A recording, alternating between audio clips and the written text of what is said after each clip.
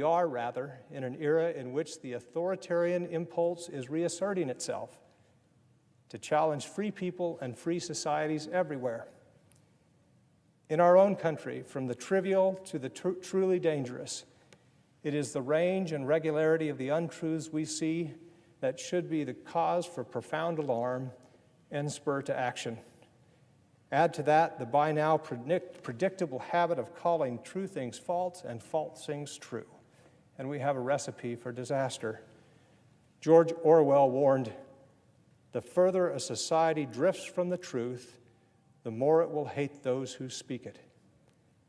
Now, any of us who have spent time in public life have endured news coverage we felt was jaded or unfair.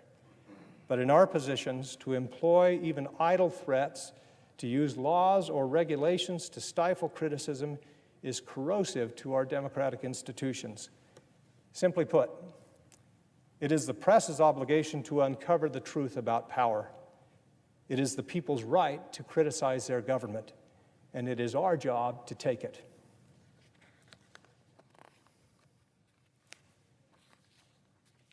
What is the goal of laying siege to the truth? President John F. Kennedy, in a stirring speech on the 20th anniversary of the Voice of America, was eloquent in answer to that question. "We are not afraid to entrust the American people with unpleasant facts, foreign ideas, alien philosophies, and competitive values. For a nation that is afraid to let its people judge the truth and falsehood in an open market is a nation afraid of its people."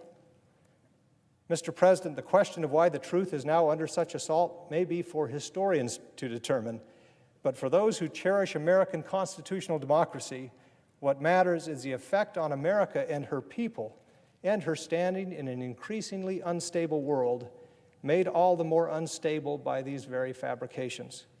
What matters is the daily disassembling of our democratic institutions. We are a mature democracy. It is past time to stop excusing or ignoring, or worse, endorsing these attacks on the truth. For if we compromise the truth for the sake of our politics, we are lost.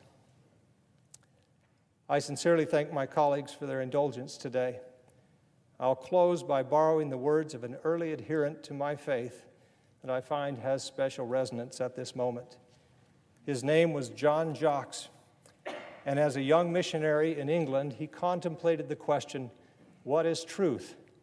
His search was expressed in poetry and ultimately in a hymn that I grew up with, titled, "Oh, Say What Is Truth?"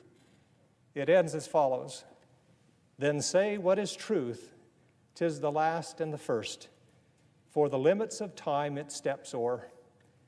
Though the heavens depart and the earth's fountains burst, truth, the sum of existence, will weather the worst, eternal, unchanged, evermore." Thank you, Mr. President. I yield the floor.